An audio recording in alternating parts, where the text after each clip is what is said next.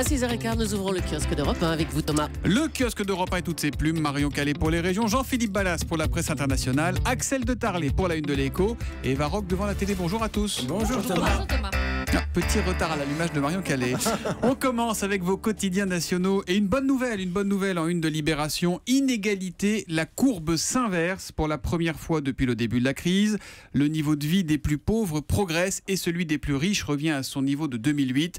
C'est la première fois depuis 1996 que l'injustice sociale recule aussi nettement en France. Des chiffres et des résultats que l'association ATD Quart Monde relativise quand même largement ce matin. Le Monde titre sobrement sur le scrutin grec. Les Grecs valident la politique de réforme et d'austérité de Tsipras.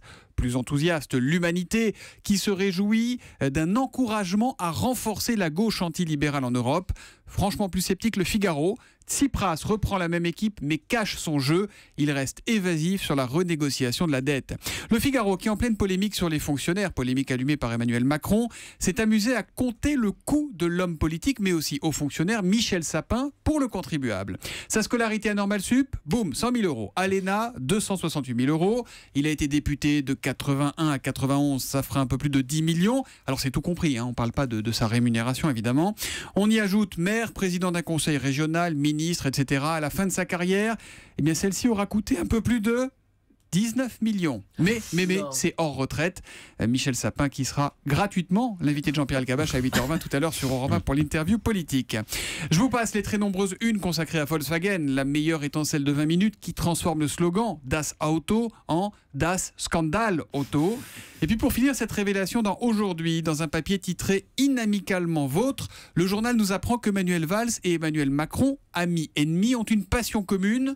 C'est la boxe, figurez-vous, et une ambition commune, c'est l'Elysée. Et on se dit d'un coup qu'il ne faudrait quand même pas que les futures primaires se gagnent au point. À la une des régions, Marion Calais, quelles sont les unes les plus marquantes ce matin dans la presse régionale ? Les ambitions du PDG de Dassault dans Sud-Ouest, Éric Trappier, assure que grâce au contrat Rafale avec l'Égypte et le Qatar, plusieurs milliers d'emplois vont être créés dans la région Aquitaine d'ici 2018. Les recrutements vont reprendre dès le début de l'année prochaine. Objectif, 3 Rafales par mois à partir de 2018. Des pompiers qui donnent l'alerte à la une du Dauphiné libéré, à la veille de leur congrès qui s'ouvre demain à Agen. Ils relaient leur inquiétude sur le manque de moyens et la fermeture des casernes notamment. Et puis une avant-première mondiale à Pourrières, dans le Var, une filiale de la Poste vient de dévoiler sa première piste d'atterrissage pour ses futures livraisons de colis express par drone. C'est le dronopost, comme l'appelle Var Matin. Et on voit la photo, la photo est en une.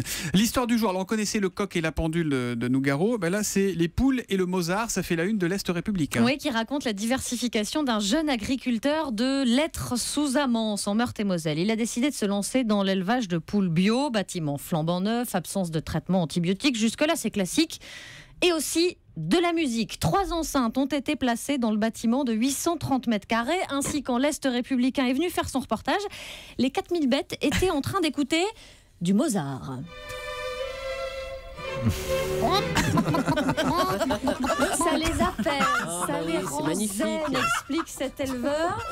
Qui a quand même testé autre chose que la musique classique. Il a aussi essayé du Aubert, Jean-Louis Aubert. C'est bien, dit-il, ça les habitue à la voix humaine. En revanche, fini les CD de relaxation. Comme on entendait les oiseaux, elles avaient peur. Oh bah mon Dieu, donc à lire dans l'Est républicain. La presse internationale, Jean-Philippe Ballas, ce matin, la musique encore, mais cette fois-ci c'est plus sérieux. C'est la résistance par la musique avec l'histoire d'un pianiste en Syrie. Il s'appelle Eham, il a 27 ans, il vit aux portes de Damas et plusieurs médias, dont CNN, ont raconté son histoire. C'est celle d'un jeune homme et de son trésor. Un piano droit, un piano poussiéreux, désaccordé, un peu déglingué, mais un piano pour jouer en pleine rue malgré le chaos. Alors cela donne des images surréalistes. Eham qui chante et les habitants qui chantent parfois autour de lui au milieu des ruines, comme une façon évidemment de dire non à la guerre. Mais un jour, au mois d'avril dernier, les troupes de Daesh débarquent dans le quartier. La musique est interdite, lui dit-on, et les djihadistes vont brûler le piano d'Eham. L'objet que je chérissais le plus, dit-il, c'était comme la mort d'un ami. Alors le jeune homme va tenter de résister en récupérant un autre clavier. Et puis au fil des jours, il se rend à l'évidence, il doit quitter la Syrie. Alors l'AFP, l'agence France-Presse, raconte aujourd'hui son périple interminable, dangereux. Alors il espère bientôt atteindre Berlin. Il veut jouer du piano dans les rues, à nouveau. En attendant, j'ai pu retrouver quelques vidéos, quelques photos d'Eham qu'il poste au gré de son voyage. J'ai pu le voir notamment jouer hier dans une boutique de piano en Autriche, donc il continue de pratiquer. On essaiera de vous donner évidemment des nouvelles de ce jeune musicien. Et ces liens vidéo, on va les mettre, ces photos sur Twitter avec le hashtag un matin et sur europe1.fr. Axel de Tarlet. Ah bah tiens, il veut se faire payer un café chez Monoprix ce matin. Starbucks débarque chez Monoprix, c'est-à-dire dans les Échos, Axel. Exactement, parce que Starbucks va ainsi récupérer... il commence modestement. Il va y avoir des Starbucks dans 2 Monoprix, un à Paris, un à Lyon. Mais l'objectif à terme, c'est bien de s'installer dans les 200 Monoprix. Enfin, même il y en a 300 installés dans 200 villes de France qui sont généralement très bien installés. Les Monoprix, ils sont au cœur des villes et ils ouvrent tard. Donc c'est parfait pour Starbucks qui veut attirer une clientèle de jeunes urbain actif, comme on dit, parce que vous savez, Starbucks, c'est un peu de café et beaucoup de marketing. D'accord. Si vous lisez sur le dépliant, il y a écrit que Starbucks affirme être un lieu unique pour vivre une expérience, alors que dans la réalité, on est quand même dans le règne de la mondialisation uniformisée, à tel point que si vous entrez dans un Starbucks, ça parle toutes les langues sauf le français, parce qu'il y a beaucoup de touristes qui aiment bien, parce que justement, ça les rappelle chez eux, ça les change pas trop, il n'y a pas de mauvaise surprise, l'offre est standardisée. Ils sont tranquilles, ils arrivent, vont chez McDo, ils prennent le café chez Starbucks et tout va bien. Et alors Starbucks, contrairement à McDo, affirme également cultiver des valeurs progressistes, des valeurs de solidarité. Elle défend les minorités, alors que Starbucks, en termes de solidarité, c'est le roi de l'optimisation fiscale. On fait remonter tous les bénéfices aux Pays-Bas et on ne paye pas d'impôts en France. Donc en matière de solidarité, on fait mieux. Non, je dis ça parce que très tranquillement, vous savez qu'il y a plusieurs rapports parlementaires, notamment en Grande-Bretagne, qui ont accusé Starbucks de faire de l'évasion fiscale. Alors néanmoins, on souhaite bonne chance à Starbucks dans ses coins Monoprix, parce que Starbucks fait du bon café, mais vous allez me dire, il y a beaucoup de café en France également. Qui fait très bonne remarque de Julie. Il est plutôt plus cher que chez grand-mère. C'est tout à votre honneur d'avoir conservé leur anonymat à Starbucks, mais c'est Starbucks. Oui, c'est ça que j'allais demander. Mais oui, ils sont plusieurs maintenant. Et Monoprix.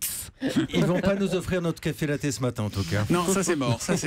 On va regarder la télé, tiens, avec Eva Rock ce soir. La loi d'Alexandre, c'est sur France 3 et c'est à 20h50, Eva. Accusé Soto, levez-vous. Encore une série judiciaire, vous l'aurez compris. Donc c'est avec Gérard Jugnot dans la peau d'un avocat dont l'associé et ami d'enfance est assassiné. Alors il va s'emparer du dossier pour tenter de retrouver le meurtrier, enquête, et découvre surtout que son ami était un sale type. Et c'est sa femme d'ailleurs qui lui conseille d'ouvrir les yeux. En fait, tu l'aimais trop. Tu n'as pas voulu voir qu'il n'était pas parfait. Pas parfait. Un homme pas parfait ronfle la nuit et se gratte les couilles. Raphaël manipulait, harcelait, et dans un cas au moins, forçait des femmes. C'est un peu plus grave, non ? Moi, j'ai rien vu. Un bon ami voit ce qu'il veut voir. Un bon avocat cherche toujours la vérité, aussi désagréable qu'elle soit. Audiard n'était pas dispo pour les dialogues. J'allais vous en parler. L'enquête est menée dans l'enceinte du tribunal, alors avec un Gérard Jugnot qui est très convaincant dans ce rôle d'hypersensible. Pourtant, pas facile selon lui d'incarner un avocat comme il le raconte. C'est pas des mots qu'on emploie tous les jours. Il faut être assez clair, il faut que le déroulement de la pensée, il y a des choses assez techniques. C'est pas qu'un rôle d'émotion. Alors, verdict. Je dis oui pour Gérard Jugnot. Je dis oui au scénario qui tient quand même sur des rebondissements assez inattendus. En revanche, Thomas Soto, je dis non au dialogue, parfois un peu faible. J'aurais aimé ne pas entendre, vous savez, cette phrase magique de l'avocat qui s'adresse au juge. Vous avez une idée de qui a pu commettre le crime ? Non, sinon elle vous le dirait. Comme j'aurais aimé que le réalisateur arrête de filmer en faisant tourner sa caméra façon grand 8, mais sans l'adrénaline. Oui, parce qu'après, Axel rend son Starbucks. Exactement. Et je requiers enfin l'indulgence du jury concernant la façon dont la justice est rendue dans la série. Bon, c'est nul, quoi. Je crains. Alors non. Attendez, vous n'avez pas ma chute, voilà. Ouais.